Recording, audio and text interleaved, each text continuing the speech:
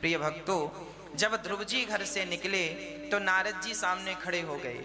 नारद जी ने कहा, कहाँ जा रहे हो? ध्रुव जी ने कहा कि मैं भगवान को पाने जा रहा हूं। नारद जी ने कहा कि जंगल भयानक है, अभी मत जाओ, अभी मत जाओ, तुम्हारी आयु बहुत छोटी है ना। ध्रुव जी नहीं माने और ध्रुव जी कहते हैं कि मैं भगवान को प्राप्त करके ही लौटूंगा। ओम नमो भगवते वासुदेवाय का मंत्र दिया। ध्रुव जी ने नारद जी से प्रश्न किया, महाराज जी ये बताइए भगवान कहाँ है? साधक के जीवन में सबसे पहले आप जब भक्ति की लाइन पर चलें, आप जब भगवान को प्राप्त करने के लिए चलें, तो आपसे एक बात बताऊं, सबसे पहले आप भगवान के प्रति जो संदेह हैं उन संदेहों को समाप्त कर दीजिएगा। ऐसा ना हो कि आप भक्ति के रास्ते पे साल भर से चल रहे हैं, बाद में किसी पड़ोसी ने कह दिया कि यार भगवान तो होते ही नहीं, तो अब आप चक्कर में पड़ जाएंगे, यार मैं तो अभी तक राम राम जपता था और तुम कह रहे हो भगवान नहीं है। अब आप इस पे विचार करने लगे कि भगवान है कि नहीं। इसीलिए मैं कहता हूं, भक्ति के रास्ते पे चलने के पहले ये कन्फर्म कर लीजिएगा अपने दिमाग से, अपने दिल से, अपने अंदर की चेतना से, ईश्वर है या नहीं। आप स्वयं कन्फर्म कीजिएगा, आप स्वयं विश्वास जगाइएगा, आप अपना विश्वास स्वयं बढ़ाइएगा। मंत्र जाप मम दृढ़ विश्वासा, पंचम भजन सुवेद प्रकाशा। भगवान का नाम जप रहे हैं आप तो पूर्ण विश्वास से जपिएगा। भक्ति के राह पर चल रहे हैं आप, पूर्ण विश्वास से चलिएगा। यदि आप विश्वास से चल रहे हैं तो आपकी भक्ति, आपकी साधना सफल होगी। और जरा थोड़ा सा संदेह रह गया तो संशयात्मा विनश्यति, वह संशय नाश कर देता है। इसीलिए हम कहते हैं कि आप 50 रुपए का घड़ा खरीदते हो ना, तो ठोक बजा के खरीदते हो, फूटा तो नहीं है। उसी तरह आप भगवान को प्राप्त करने के लिए भक्ति के रास्ते पर चल रहे हो, तो आप इस रास्ते को भी जरा ठोक बजा कर देख लें। बाद में आप ये ना सोचें कि हम तो गलत आ गए। संदेह की कोई गुंजाइश ना रहे। भगवान श्रद्धा का सब्जेक्ट है, संदेह का नहीं। संदेह करना है भगवान पर तो पहले ही संदेह कर लीजिएगा, और संदेह करके पहले ही क्लियर कर लीजिएगा। साल भर भक्ति करने के बाद, साल भर माला जपने के बाद संदेह खड़ा हो, उससे अच्छा है पहले ठोक बजा के देखो फिर चलो। पहले इस्तेमाल करें फिर विश्वास करें, बाद में पलट के देखने से कोई फायदा नहीं। भगवान है या नहीं, ध्रुव जी ने नारद जी से बहुत सवाल किए। ध्रुव जी ने भगवान के रास्ते पर चलने के पहले कन्फर्म किया कि ये ईश्वर क्या है, ईश्वर है भी या नहीं, और है तो दिखता क्यों नहीं है, कहाँ है ईश्वर। ये तमाम सवाल सबके भीतर खड़े होते हैं और इनका सवाल आपको नहीं पता और आप चल रहे होते हैं, तो ये तो अंधकार में चलने जैसा है। इसीलिए पहली मेरी प्रार्थना है आपसे, पहले ये कन्फर्म कर लीजिएगा। आप बताओ ईश्वर है या नहीं, सवाल आपका है। ये आप कई बार सवाल करते हैं, महाराज जी भगवान है या नहीं, और हैं तो दिखते क्यों नहीं। ये प्रश्न आपके हैं। मैया, ओ मेरी माँ, बताओ भगवान हैं या नहीं। पहला सवाल आपसे, ईश्वर है या नहीं, हैं कि नहीं। उत्तर दे रहे हैं, सुनो। यदि ईश्वर ना होता, मैं थोड़ा सा साइंटिफिक बात आपसे करूं, क्योंकि आज साइंस को जानने वाले बहुत लोग हैं, साइंटिफिक बात समझने वाले बहुत लोग हैं। साइंस कहता है कि ये वस्तु है तो इसे बनाने वाला कोई है। साइंस कहता है कि ये माइक है तो इसे बनाने वाला कोई होगा। ये अंगूठी है तो इसे बनाने वाला कोई होगा कि नहीं, हाँ या ना। यदि ये है तो इसे बनाने वाला कोई होगा, है ना। ऐसा साइंस कहता है, बात सही। यदि हमारे पांव में चप्पल जूते हैं तो जूता चप्पल बनाने वाला कोई होगा। ये कपड़ा हमने पहना तो इसे बनाने वाला कोई होगा। उसी तरह यदि आकाश है, पृथ्वी है, तो इसे बनाने वाला तो कोई होगा। आप अपनी मां के गर्भ में 9 महीने तक उल्टे लटके रहे, सही जगह पर आपकी आंख लगी, सही जगह पे कान लगे, सही जगह पे मुंह लगा, सही जगह पे जिह्वा लगी, सही जगह पे हाथ पांव आए, तो बिना बनाए आप बन गए। कोई बनाने वाला ना होता तो हाथ कहीं का कहीं लटक रहा होता, आपकी नाक यहां हो जाती और आंख यहां हो जाती, तो क्या करते भाई। गाड़ी आप खरीदते हैं तो गाड़ी का जो इंजन है, उस इंजन को, वो इंजन सही ढंग से काम करे, उसके पीछे बहुत दिमाग लगाया जाता होगा। साइंटिस्ट लोग दिमाग लगाते होंगे कैसे काम करेगा। एक वस्तु है तो उसे बनाने वाला जरूर होता है, बनाने वाले का दिमाग जरूर होता है। उसी तरह आप बने हैं, मैं बना हूं मां के गर्भ में, तो बताइए बिना बनाए बन गया?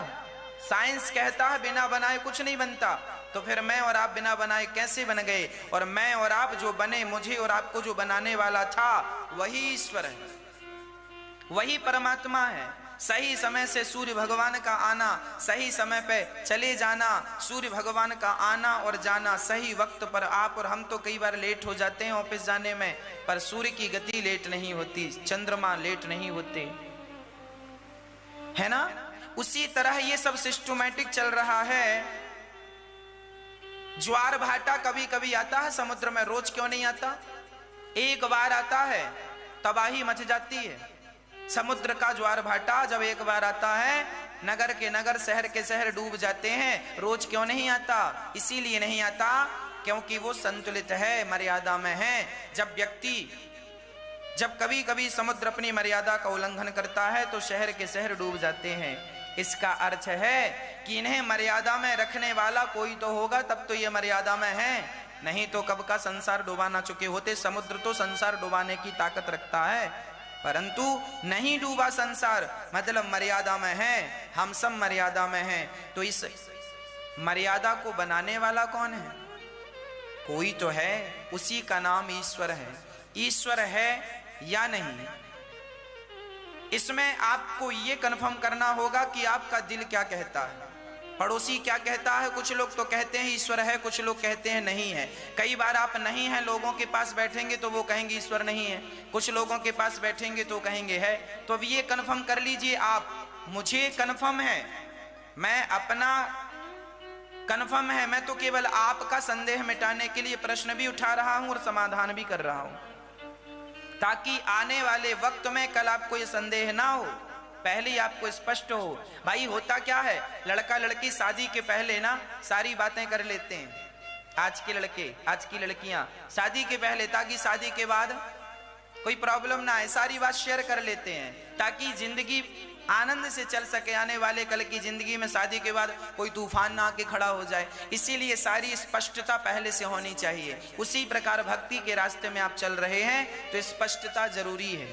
ईश्वर है या नहीं, मुझे तो कन्फर्म है कि ईश्वर है, 100% मुझे विश्वास है कि परमात्मा कहाँ है। अब कहाँ है ये प्रश्न खड़ा हुआ, अब आप बताइए। अब आप कहेंगे महाराज जी ईश्वर है, चलो मान लिया हमने कि ईश्वर है, तो अब आपका दूसरा सवाल खड़ा हो जाएगा, महाराज जी भगवान है तो ये बताइए कि दिखते क्यों नहीं?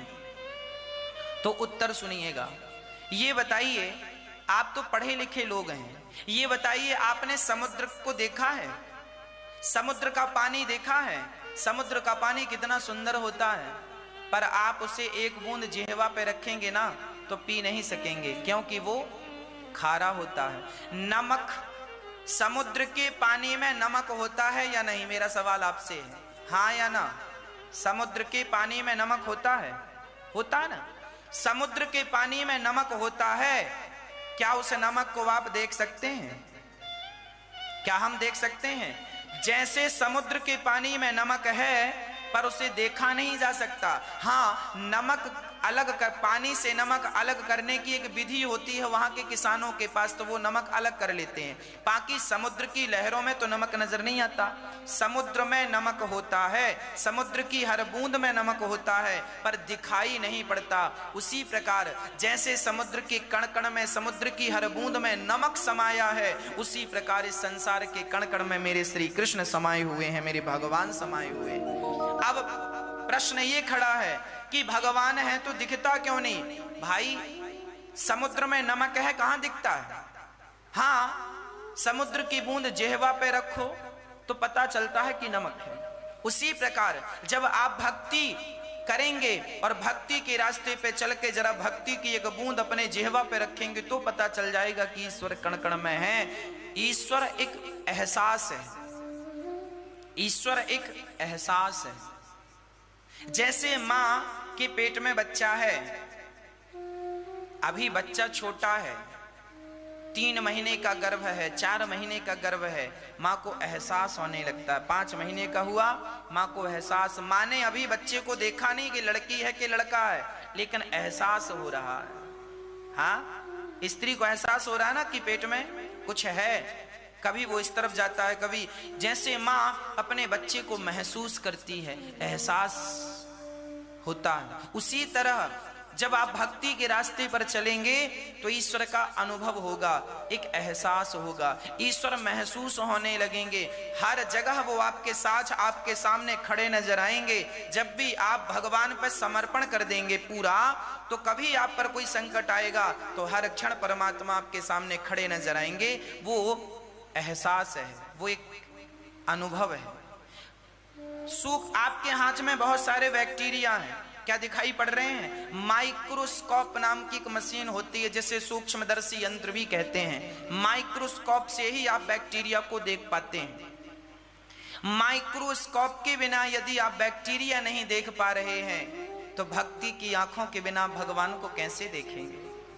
इसीलिए ईश्वर है, इसमें कोई संदेह नहीं है, पर उस ईश्वर को देखने के लिए, अरे बड़ा सिंपल है। एक बात बताओ, इंग्लिश सीखना हो तो क्या करना पड़ेगा?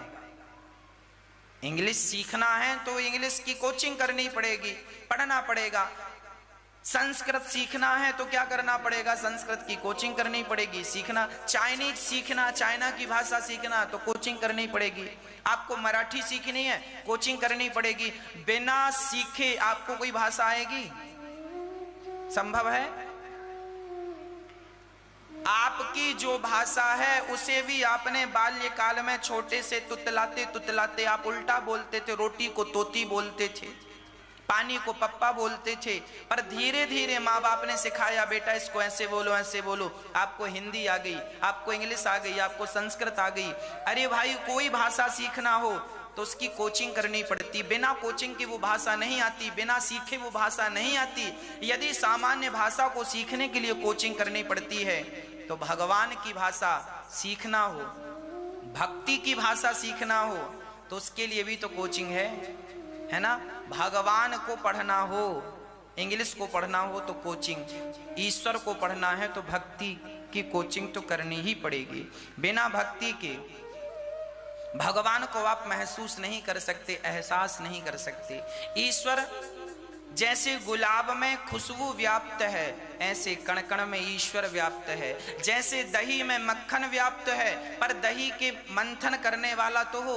अब मंथन करना आता है तो आप मक्खन निकाल पाएंगे, अब मंथन ही करना नहीं आता तो अब कोई कहे महाराज दही में तो मक्खन है ही नहीं। अरे भैया है, तुमसे मंथन करना नहीं आ रहा। उसी प्रकार जैसे दही के कण कण में मक्खन व्याप्त है, उसी प्रकार सृष्टि के कण कण में परमात्मा व्याप्त है। पर मक्खन तक पहुंचने के लिए दही का सही ढंग से मंथन करना अनिवार्य है। उसी प्रकार कण कण में छिपे परमात्मा को देखना है तो भक्ति करना अनिवार्य है, भगवान से प्रेम करना अनिवार्य है।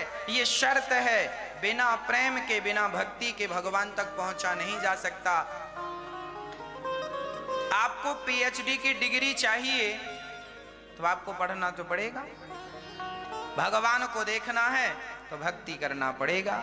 ध्रुव जी ने तपस्या की, भगवान मिल गए, 36,000 वर्षों का राज्य दिया और ध्रुव जी महाराज बड़े प्रेम से राज्य शासन करने लगे, प्रजा का पालन करने लगे। हम कहते हैं भगवान को एक बार आजमा करके देख लो। हमने पिछली बार आपको एक कथा सुनाई थी। एक मेडिकल की दुकान थी। मेडिकल में जो बूढ़े व्यक्ति बैठते थे वो भगवान श्री कृष्ण से बहुत प्यार करते थे। बहुत बड़े भक्त थे और बहुत भक्ति करते थे, बड़ा प्रेम था, पर उनका एक बेटा था, वो बड़ा नास्तिक था, वो भगवान को नहीं मानता था। जब उनकी मेडिकल की शॉप में, दुकान में एक भगवान श्री कृष्ण का चित्र लगा था और वो रोज जाकर दिया जलाते थे, भगवान की पूजा करते थे, प्रार्थना करते थे, पर उनका जवान बेटा बिल्कुल ना समझ था, भगवान को मानता ही नहीं था।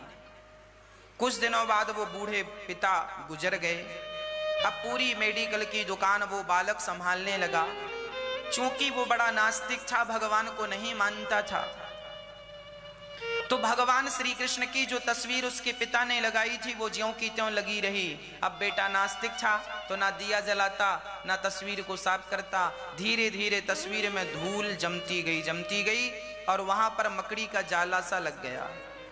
अब वो नास्तिक था, वो भगवान की तरफ देखता नहीं था। चूंकि पिता ने तस्वीर लगाई थी तो उसने हटाया नहीं कि ये पिता की निशानी है। उसको बिल्कुल विश्वास नहीं था भगवान पर मैं कहता हूं ना, एक बार जिनको विश्वास नहीं है, एक बार तुम विश्वास करके देखना, एक बार विश्वास करके देखना। यदि तुम्हारे विश्वास पर खरे उतरते हैं भगवान तो विश्वास कर लेना, नहीं तो फिर तो आप जैसे हैं वैसे हैं ही। उस बालक ने एक दिन क्या हुआ, रात्रि का समय था, हल्की हल्की बारिश होने लगी। उसके कुछ दोस्त आए और वो अपनी मेडिकल दुकान की आधी शटर गिराकर और अपने दोस्तों के संग मेडिकल भीतर दुकान के अंदर ही ताश खेलने लगा। ताश खेल ही रहा था कि तभी एक छोटा सा बालक आया जिसकी माँ बहुत बीमार थी। उस माँ का एक ही बेटा था, माँ बीमार थी। डॉक्टर ने कहा था ये दवाई लाकर दे देना तो ये माँ बच जाएगी, नहीं तो बचना बड़ा मुश्किल है। गरीब व्यक्ति था, गरीब माँ थी, नन्हा सा बच्चा था। वो दवाई का पर्चा लेकर छोटा सा बच्चा दुकान मार्केट में गया। जाकर देखा लगभग सारी दुकानें बंद हो चुकी थी, पर एक ये मेडिकल, चूंकि ये मेडिकल के अंदर ताश खेल रहा था तो दुकान खुली थी, आधा शटर गिरा था। तभी नन्हे से बच्चे ने शटर को खटखटाते हुए कहा, भैया क्या ये दवाई मिलेगी? वो बालक जिसकी मेडिकल थी उठा, बैठे बैठे वहां ताश खेल रहा था, वहां से पर्चा लिया, हाँ मिलेगी, लाओ। पर्चा लिया और दवाई देखा और पास में ही वो दवाई रखी थी, उठाकर उसने दे दिया। अब वो ताश खेलने में इतना मस्त था कि वो कौन सी दवाई दे रहा है वो थोड़ी देर के लिए भूल गया और उसने दवाई दे दी। जब वो बालक वहां से चला गया तब उसे याद आई कि थोड़ी देर पहले मैंने यहां पर चूहा मारने की दवाई रखी थी और उन्हीं दवाइयों के साथ मैंने, किसी ने वापस की थी चूहे की दवाई, 2 ले गया था, 1 वापस कर दिया, तो मैंने जल्दी जल्दी में यहाँ रख दी थी, ये सोच करके थोड़ी देर में सही जगह पर रख दूंगा। उन दवाइयों के संग चूहे की दवाई थी और बच्चे को वो चूहे की दवाई दे दिया, चूहा मारने की दवाई। अब तो उसके पांव के तले जमीन खिसक गई, खड़ा हुआ, शटर उठाया, बाहर जाकर देखा, दूर दूर तक कोई नजर नहीं आया, वो बालक चला गया। इसने अपने दोस्तों से कहा, यार आज मुझसे बहुत बड़ा अपराध हो गया, एक बालक अपनी माँ के लिए दवाई लेकर गया है, ये दवाई नहीं देगा तो शायद माँ मर जाए और मैंने चूहे की दे दी, वो तो पिएगी तो मर ही जाएगी। अपने दोस्तों को उसने भगाया और माथा पकड़ करके बैठा, बहुत परेशान था। तभी आज पहली बार उसकी नजर भगवान श्री कृष्ण के चित्र पर चली गई। मेडिकल शॉप पर जो उनके पिता ने भगवान कृष्ण का चित्र लगाया था, तस्वीर पर गई और उसने मन से हाथ जोड़कर कहा, हे भगवान, मैं आज तक आपको नहीं मानता था, आज भी आपको नहीं मानता। यदि आप हो तो उस बच्चे की मां की आप रक्षा करना। मुझे दुख इस बात का है कि उसकी मां मरेगी तो मेरे कारण मरेगी, क्योंकि मैंने उसे चूहे मारने की दवाई, उसने दवाई कुछ और मांगी, पर उन्हीं दवाइयों के संग मैंने वो दवाई रख दी तो धोखे से वो दवाई चली गई। मुझे इस बात का दुख है कि उसकी मां मरेगी तो पाप मुझे लगेगा। वो बालक एक मुझे लगता है वो अपनी माँ का लाडला बेटा है, माँ मर जाएगी तो बेटा अनाथ हो जाएगा। उसने हाथ जोड़कर भगवान से कहा, हे विधाता, हे श्री कृष्ण, आज तक मैंने आपको नहीं माना, आज तक मैंने आपकी पूजा नहीं की, मैं नास्तिक हूं, मैं नहीं मानता, पर आज यदि आपने उस बच्चे की मां को बचा दिया तो आज से मैं आपका हो जाऊंगा। आप मेरे विश्वास पर खरे उतर जाइए और मेरे द्वारा दी हुई वो दवाई कहीं से पता चल जाए कि वो कौन बालक था, कहां से आया था, तो मैं उसकी मां को हॉस्पिटल ले जाकर इलाज मैं अपनी तरफ से कराऊं। अभी वो ये भगवान से प्रार्थना कर ही रहा था, हे भगवान उस बच्चे की मां को बचा लेना, हे भगवान उस बच्चे की मां को बचा लेना। तभी वो बालक फिर से आ गया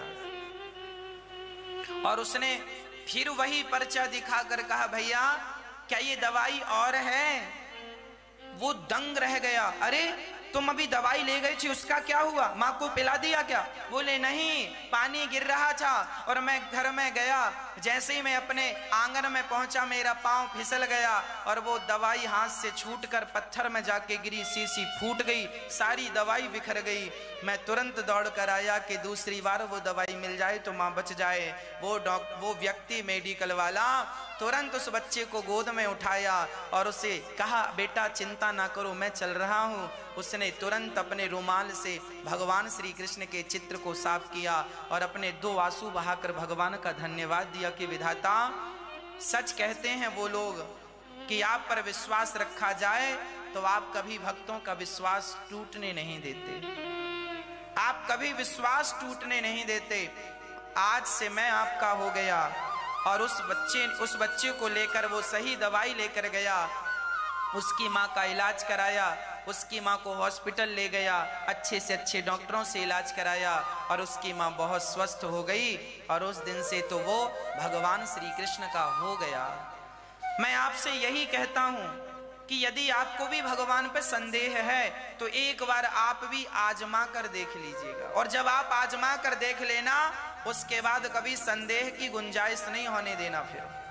फिर किस बात का संदेह? इसीलिए कहता हूं भगवान को एक बार, जिनको विश्वास है तो अच्छा है, मुझे तो आजमाने की जरूरत नहीं है, मेरे तो पग पग पे भगवान ही कर रहे हैं, साथ खड़े हैं। पर जिनको यदि विश्वास नहीं है, भगवान पर कोई संदेह है, तो मैं उनसे कह रहा हूं एक बार आजमा कर देख लीजिएगा, एक बार। भगवान आपके विश्वास को टूटने नहीं देंगे। कहने का तात्पर्य यह है कि उस दिन से वो व्यक्ति भगवान का हो गया। जैसे ध्रुव जी सदा सदा के लिए भगवान के हो गए, उनके भाइयों को यक्षों ने मारा तो ध्रुव जी ने जाकर यक्षों को मारा, कुबेर जी ने उन्हें भक्ति के सुंदर से उपदेश दिए, भक्ति मार्ग बताया, तब जाकर अंत में मनु जी महाराज ने उपदेश दिया, उन्हें वैराग्य हुआ और मृत्यु के सिर पर पांव रख के ध्रुव जी महाराज अपने परम धाम को ध्रुव लोक चले गए, जहां आज भी वो बैठे हैं। ध्रुव जी के वंश में आगे चलकर भगवान पृथु हुए, जिन्होंने पृथ्वी का दोहन किया और 10,000 कान मांगे यज्ञ नारायण भगवान से। न कामये नाथ तदप्यहम क्वचिन, हे नाथ मुझे 10,000 कान केवल इसलिए दीजिए कि मैं हर बार हर समय आपका केवल निरंतर नाम और आपकी कथाओं को श्रवण करता रहूं। 100-200 किलोमीटर दूर भी कहीं कथा हो रही हो तो मेरे कानों में वो कथा पहुंच जाए, इसलिए 10,000 कान पृथु भगवान ने मांगे। इन्हीं के बाद प्राचीन बरही नाम के एक राजा, जिन्होंने यज्ञ की और यज्ञ में पशुओं की बलि चढ़ाई और उस बलि में बहुत सारे निर्दोष जीव दर्दनाक मौत को प्राप्त करते हैं। तब नारद जी ने प्राचीन बरही की पावन सी चर्चा इन्हें सुनाई। प्राचीन बरही को प्राचीन बरही ने कहा कि देखो, हम नारद जी पाप और पुण्य करने वाला ये शरीर है, तो पाप करने वाला, हमने किसी के गला दबाया तो पाप, किसी के पुण्य, किसी का भला किया तो पुण्य। पाप और पुण्य करने वाला तो ये शरीर होता है, पर ये शरीर तो चिता में जल जाता है। तो जब शरीर चिता में जला या जमीन में गाड़ा, तो भाई शरीर के साथ किया हुआ पाप और पुण्य भी तो जल जाता होगा चिता के साथ। तब नारद जी ने कहा शरीर तो जलता है, पर शरीर के साथ पाप पुण्य नहीं जलता, पाप पुण्य को भोगना पड़ता है। अच्छा कैसे? बोले सुनो, एक सेठ था, कपड़ों का व्यापारी, कपड़ों की दुकान चलाकर वो घर आया, पत्नी ने भोजन कराया, सेठ जी सोने लगे। रात्रि को उन्हें एक सपना आया, सपने में उन्होंने देखा कि वो दुकान पर बैठे हैं। तभी एक ग्राहक आया, उन्होंने कहा हमें जरा 2-4 मीटर कपड़ा दे दो। तो सेठ जी ने अपनी जो शॉल ओढ़ रखी थी, हे नाथ, मैंने आज जो भी पुण्य किया सारा पुण्य मैं आपके श्री चरणों में समर्पित कर रहा हूं। इसलिए तो हम कहा करते हैं कि आप सब कुछ अर्थात अपने आप को भी भगवान के हवाले कर दो।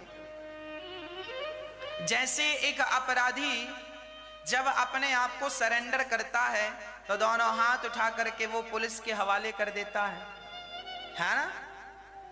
जब एक अपराधी अपने अपराध को स्वीकार करता है और पुलिस के हवाले कर देता है तो क्या होता है, उसकी सजा कम हो जाती है, क्योंकि उसने अपने आप से सरेंडर किया है। हाँ या ना?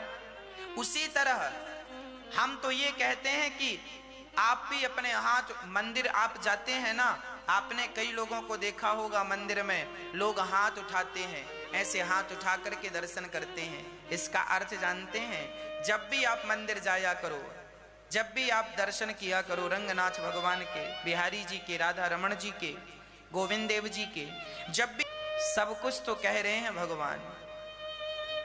पुरंजन उपाख्यान की चर्चा नारद जी ने सुनाई। एक पुरंजन है, एक पुरंजनी है, दोनों में बड़ा प्रेम है। दोनों इतने आसक्त हो गए कि एक दूसरे के बिना रहते नहीं हैं। ये पुरंजन और पुरंजनी कौन है? हम जीव मात्र पुरंजन हैं। हमारी इच्छाएं, हमारी बुद्धि ये पुरंजनी है। हम अपनी इच्छाओं के पीछे भाग रहे हैं। जैसे पुरंजन पुरंजनी के पीछे भाग रहा है, हम इच्छाओं के पीछे। ये इच्छा नाम की स्त्री यही पुरंजनी, इच्छा है ना। पुरंजन पुरंजनी के पीछे भाग रहा है, अर्थात हम लोग सारा जीवन पुरंजनी के पीछे, इच्छाओं के पीछे भागते हैं। ये इच्छा पूरी कर लें, ये इच्छा पूरी कर लें। क्या करोगे इन इच्छाओं को पूरी करके? क्या सुख मिलेगा? अरे सुख नहीं मिला। इसीलिए कहता हूं पुरंजन इतना आसक्त हो गया पुरंजनी के पीछे। पुरंजनी हंसे तो पुरंजन हंसे, पुरंजनी खाए तो पुरंजन खाए। जो जो काम पुरंजनी करे, बुद्धि जो जो करती है वो हम करते हैं। बुद्धि कहती है चलो सो जाएं, सो जाते हैं, चलो बैठ जाएं, बैठ जाते हैं। हम आसक्त हो गए हैं। परिणाम पुरंजन मारा गया।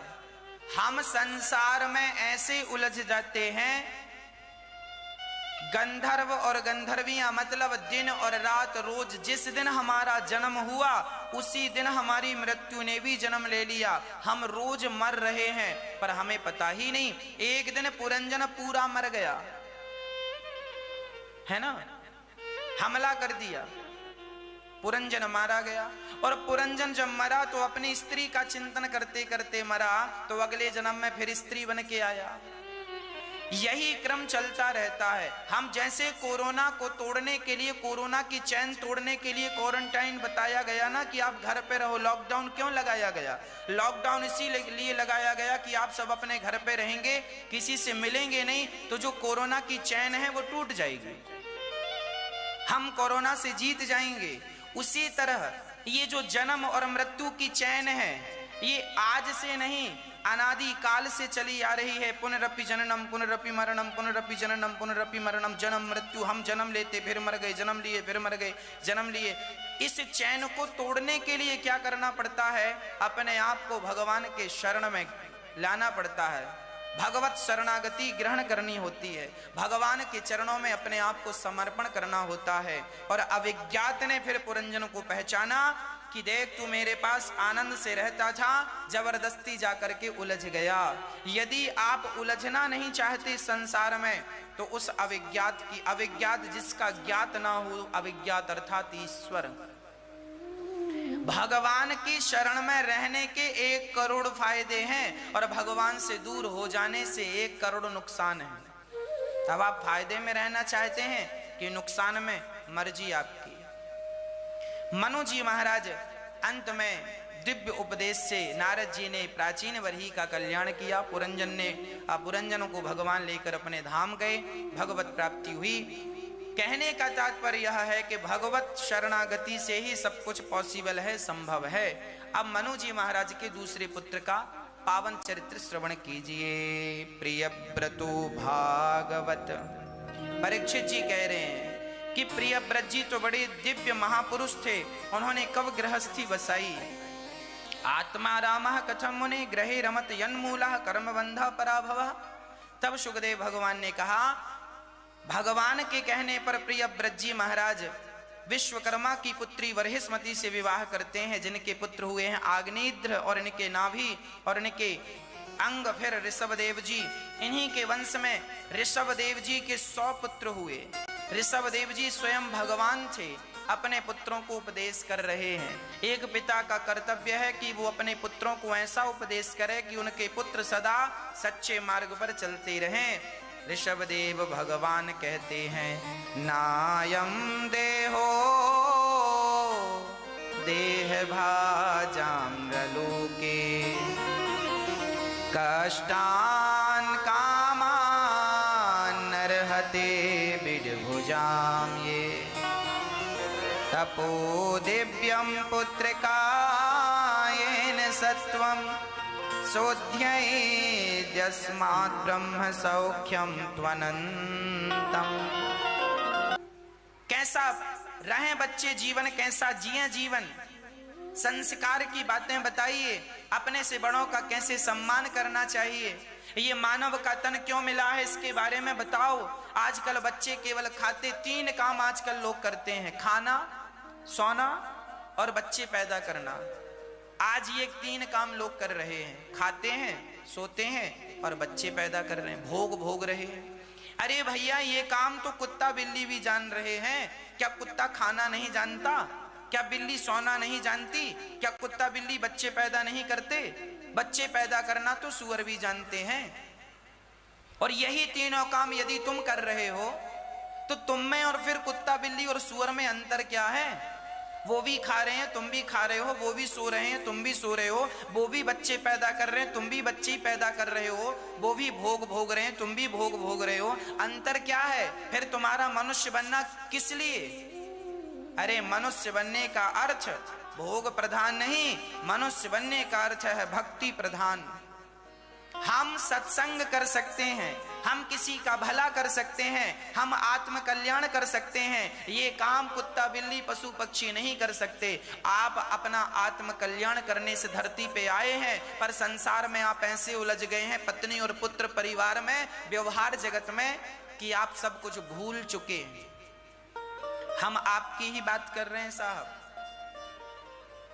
आपका जन्म इस धरती पे केवल अपना कल्याण करने हुआ था, भगवान से प्रेम करने के लिए हुआ था, पर आपका प्रेम भगवान से ना होकर पत्नी से प्रेम हो गया। हम ये नहीं कहते पत्नी पुत्र परिवार से प्रेम ना करो, पर उतना प्रेम करो जितनी जरूरत है। और मैं इस बात पर कई बार कह चुका हूं कि पत्नी पुत्र परिवार से प्रेम करने की जरूरत नहीं है, प्रेम भगवान से कीजिए। फिर आप कहेंगे महाराज जी फिर पत्नी और पुत्र इनको भी तो प्रेम की जरूरत है। हाँ, पत्नी पुत्र परिवार पति, इनको आप कहते हैं हम इन्हें दिल में बसाते हैं, इन्हें दिल में बसाने की जरूरत नहीं है। हमारे पास जो दिल है उस दिल में किसे बिठाएं और हमारे पास जो दिमाग है इसमें किसे बिठाएं, ये समझ में आ जाए तो सारी गुत्थी सुलझ जाए। आप लोगों ने पत्नी और पति को कहां बिठाया? दिल में। पुत्र को कहां बिठाया? दिल में। अरे भैया दिल इतना सा है और ये सब बिठा लोगे ट्रैफिक हो जाएगा, सब कचरा हो जाएगा। पत्नी पुत्र परिवार पति को दिल में ना बिठाओ, फिर कहां बिठाएं? इन्हें दिमाग में रखो। दिमाग में। पत्नी को दिल में रखने की क्या जरूरत है? इसे दिमाग में रखो। अच्छा मैं क्यों कह रहा हूं दिमाग में, पूरा समझिए तो समझ में आएगा। दिमाग और दिल दोनों में अंतर है। कहते हैं ना, जो बात आपकी सास ने गाली दी, हमने कहा भूल जाओ, महाराज जी कैसे भूल जाएं, गाली दिल में लग गई। जो बात दिल तक पहुंच जाती है भूलती नहीं है। और कई बार आप पति से कहती हैं कि जरा बाजार से फलानी वस्तु ले आना, आप कहते हैं हम ये ले आएंगे, हम ये कर लेंगे, पर कई बार बात कहां से निकल जाती है? लोग कहते हैं बात दिमाग से निकल गई। आपके बेटे ने कहा था माँ आना तो टॉफी ले आना, माँ बोली बेटा तेरी बात दिमाग से निकल गई। पत्नी ने कहा बाजार से शक्कर ले आना, पति ने कहा तेरी बात दिमाग से निकल गई। अक्सर बातें कहा, कोई ये नहीं कहता तेरी बात दिल से निकल गई। जब कोई बहुत दुआएं दे रहा हो तब कहता है ना व्यक्ति हम दिल से दुआ दे रहे हैं, दिल से कह रहे हैं, है ना। बात निकलती कहां से है? दिमाग से। अक्सर बातें दिमाग से निकल जाती हैं, पर जो बातें दिल में रह जाती हैं ना, सास ने 10 साल पहले गाली दी होगी तो आज तक आपके अंदर से निकली नहीं, क्योंकि उसे आपने दिल में ले ली।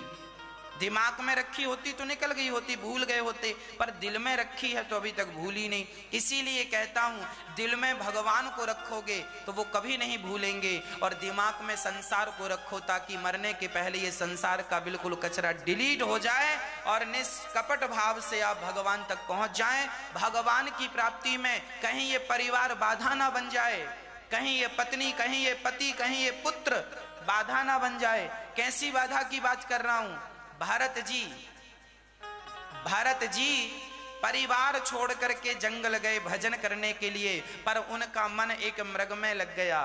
भारत जी इन्हीं के ऋषभदेव जी के बड़े पुत्र का नाम भरत है। भारत जी महाराज सब परिवार का त्याग करके जंगल गए और वहां बैठे भगवान का नाम जपने नारायण नारायण जप रहे हैं। तभी उन्होंने देखा पानी में एक मृग का बच्चा बह रहा है, उसे बचाकर अपनी कुटिया पर ले आए। अरे रक्षा करना, जान बचाना बुरा नहीं था, पर भरत जी से अपराध ये हो गया कि भरत जी ने उस मृग के बच्चे को पाल लिया और उससे प्रेम करने लगे। मेरा मृग मेरा। अब नहवा रहे हैं उसे घास खिला रहे हैं, उसको चरा रहे हैं। जो समय भजन में जाना था वो मृग की सेवा में जा रहा है और मृग का चिंतन होने लगा, मेरा मृग। और मृग एक दिन जंगल में भाग गया तो रोने लगे मेरा मृग, और जब तक आया तब तक प्राण निकलने की स्थिति आ गई। और मृग का ही दर्शन करते करते मेरा मृग मेरे बाद मृग का क्या होगा, मृग मृग करते करते भरत जी के प्राण निकल गए। और अंते यामती सागती, भारत जैसे महान संत जब मरे, चूंकि मृग का चिंतन करते मरे, तो अगले जन्म में उन्हें यमराज ने कहा आप मृग का चिंतन करते आए हैं, इसलिए आपको मृग की योनि में वापस जाना पड़ेगा। एक इतने बड़े संत को मृग बन के आना पड़ा, क्यों? केवल मृग के चिंतन करने मात्र से। इसीलिए कहता हूं पत्नी पुत्र परिवार का ज्यादा चिंतन ना कीजिएगा, क्योंकि ये सब आपके मोक्ष की बाधा है। इनको दिमाग में रखिएगा, भगवान को दिल में रखिएगा। बात समझ में आ जाए तो आप इसको फॉलो करना शुरू कर दीजिएगा। दिल में केवल भगवान को, मानव का शरीर केवल भगवान को प्राप्त करने के लिए मिला है। बड़े भाग्य मानुष तन पावा, सुर दुर्लभ सद ग्रंथ निगावा। एक जंगल में एक शेरनी रहा करती थी, शेरनी। उसका एक बेटा था शावक, सुंदर सा शेर।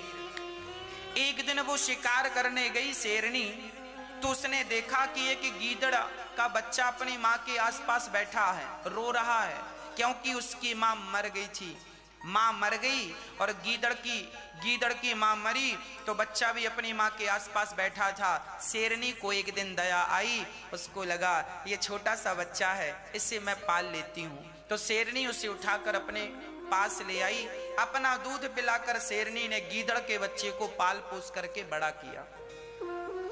अब शेरनी का बेटा शेर और गीदड़ का बच्चा दोनों की लगभग एक ही उम्र थी, दोनों जवान हो गए थे। एक दिन शेरनी के घर में, शेरनी की गुफा के पास हाथियों ने आक्रमण कर दिया। तो शेरनी ने अपने बेटे शेर से कहा, जाओ और जरा हाथी को भगाओ। तो गीदड़ का बच्चा बोल पड़ा, माँ माँ मैं जाऊं, आज मैं हाथी को भगाऊंगा। माँ ने कहा, बेटा हाथी तेरे बस का नहीं है। उसने कहा, माँ मैं भी तो आपका बेटा हूं, तेरा ही दूध पिया है। अब गीदड़ का बच्चा गया और शेर की तरह दहाड़ने की कोशिश किया, पर वो गीदड़ तो गीदड़। हाथी ने देखा, अरे गीदड़ दहाड़ रहा है। हाथी ने सूंड से उठाया, घुमाया और धड़ाम से पटका। लंगड़ाता लंगड़ाता घर आया। शेर बहुत हंसा, शेरनी का बेटा हंसा। गीदड़ का बच्चा बोला, माँ माँ देखो ये हंस रहा है, बताओ।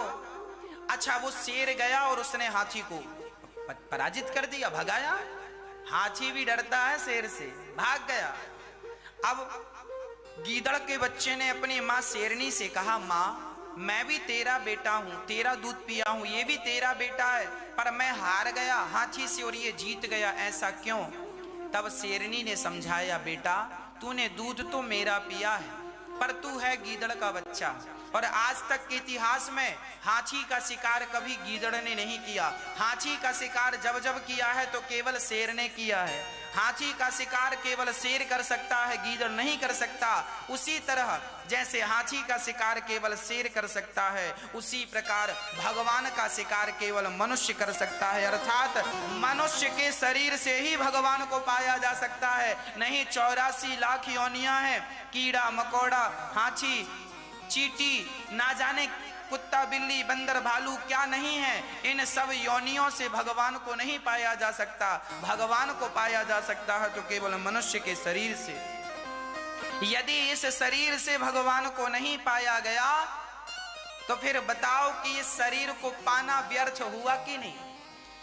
इसलिए इस शरीर की सफलता तब है जब इस शरीर से भगवान को प्राप्त कर लिया जाए।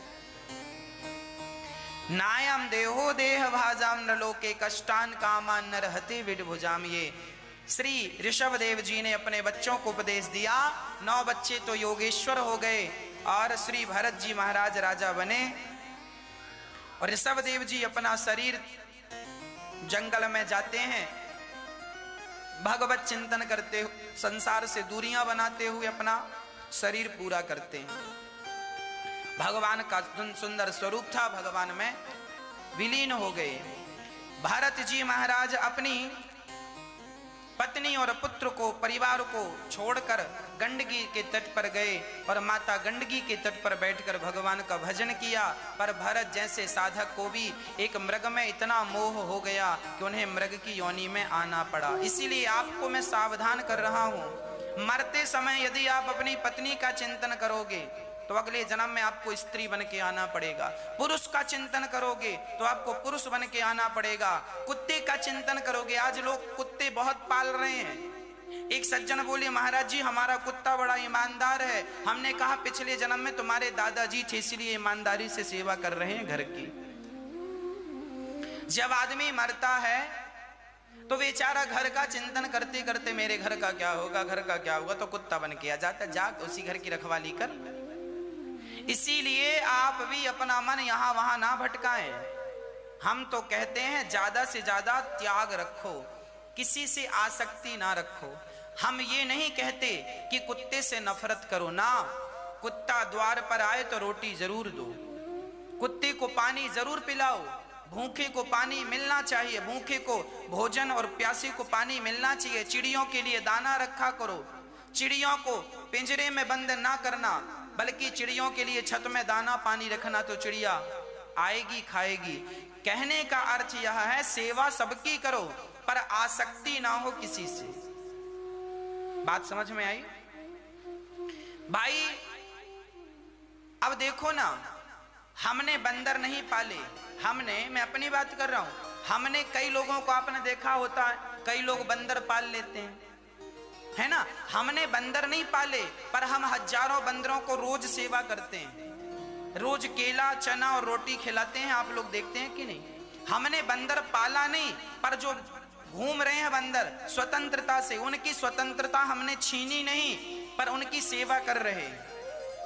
तो उसी तरह आप किसी पर आसक्त ना होकर, किसी पर आसक्ति ना रखकर सेवा करें तो बुराई नहीं है। पर आप कुत्ते को पाल लें, बंदर को पाल लें और आसक्त हो जाए, मेरा बंदर, मेरा कुत्ता, तो ये क्या है? ये जो तुम्हारी आसक्ति है ना, ये तुम्हारी दुर्गति का कारण बनेगी।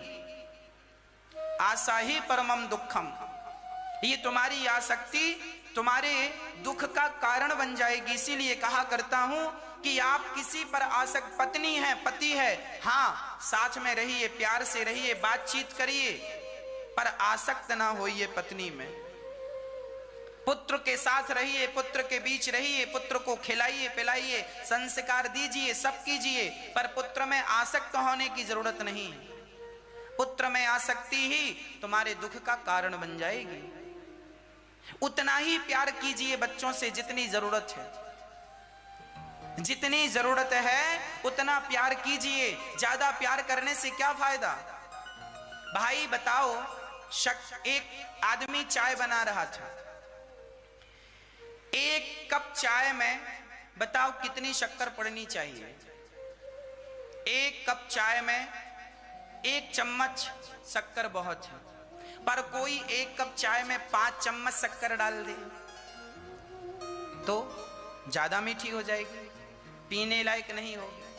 उसी तरह आप लोग भी ऐसे ही करते हैं, आप भी अपने बच्चों से प्यार करते हैं। अरे 2% प्यार बच्चों से करेंगे तो भी जिंदगी गुजर जाएगी। जो 98% प्यार है वो भगवान से कीजिए, 2% प्यार बच्चों से कीजिए। अब आप लोग ज्यादा प्यार बच्चों से करते हैं, ज्यादा प्यार करने से क्या होगा? क्या होगा? ज्यादा लाड़, ज्यादा प्यार बच्चों को और बिगाड़ देगा।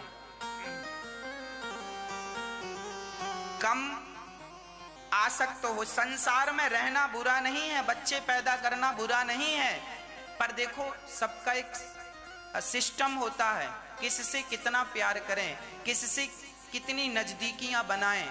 बच्चे हैं, अच्छे हैं, खा रहे हैं, पढ़ रहे हैं, अपने रास्ते चल रहे हैं, बढ़िया है, संस्कार आप देते, ठीक है, पर अब दिन भर मेरा बेटा, मेरा बेटा, मेरा बेटा, इसकी क्या जरूरत है?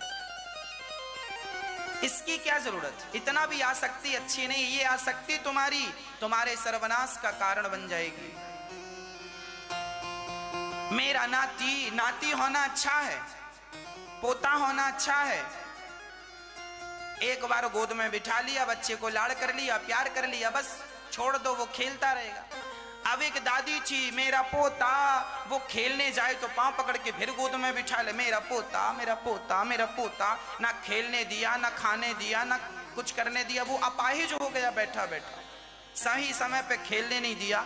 सही बोल रहा हूं। एक दादी थी, वो अपने पोते से इतना प्यार करती थी, इतना प्यार करती थी, उसे रोने नहीं दिया, रोए तो गोद में ले ले, चलने नहीं दिया, अरे गिर जाएगा, मत चल चल चल, गोद में ही वो तो बैठी रहती बूढ़ी, और उसने बच्चे को बिठा लिया। सच्ची बोल रहा हूं, वो लड़का आज भी, मैं जानता हूं उस बच्चे को, आज अपाहिज है वो, सही समय पर चलने नहीं दिया, सही समय पे। अरे बच्चों को थोड़ा रोने दिया करो, रोने से उनका गला अच्छा होता है, रोने से बच्चे स्वस्थ होते हैं। जब बच्चा पैदा होता है तो डॉक्टर रुलाता है ना, जो बच्चा रोता है वो स्वस्थ माना जाता, जो नहीं रोए उसके लिए फिर घर वाले रोने लगते हैं कि रोता नहीं है। तो आजकल इतना प्यार करते हैं माँ बाप, बच्चों को रोने तक नहीं देते। अब ये तुम्हारी जरूरत से ज्यादा जो आसक्ति है ना, यही तुम्हारी दुर्गति का कारण बन जाएगी। संसार में रहना बुरा नहीं है, परिवार के बीच में रहना बुरा नहीं है, पर इतना ज्यादा अटैचमेंट होना ये गलत है, इतना ज्यादा नहीं। सही, बच्चों को रोने भी दीजिए, थोड़ा सा चलने दीजिए, थोड़ा सा गिरने दीजिए, उनसे क्या होगा? बच्चे मजबूत। हम लोग छोटे छोटे थे, गिरते थे, चलते थे, धूल में खेलते थे, मिट्टी में खेलते थे, मजबूत होते हैं। हाँ, चलता बच्चा खड़ा होता है, खड़ा 2 कदम चलता फिर गिर जाता है। अब आप उसे गिरने ना दें। हाँ, मैं ये नहीं कहता कि तुम बहुत ऊंचे से बच्चों को गिरने दो, चल रहे हैं, चलते चलते गिर जाते हैं, वो गिरना स्वाभाविक है, प्राकृतिक गिरना है, वो उससे मजबूत होंगे, उनकी मांसपेशियां मजबूत होंगी। ज्यादा प्यार नहीं, ज्यादा आसक्ति नहीं, प्यार भगवान से हो तो कल्याण है। संसार से प्यार करके क्या करोगे? क्या होगा तुम्हारे प्यार से? व्यवहार निभाना अच्छा है, आसक्ति नहीं। भारत जैसे साधक को मृग बन करके आना पड़ा और अंत में उन्होंने मृग की योनि त्यागी, जंगल में आग लगी, सब तो भाग गए, पर भरत जी को स्मरण था कि मैं किसी कारणवश मृग बना हूं, आसक्ति के कारण उन्होंने मृग का शरीर त्याग दिया।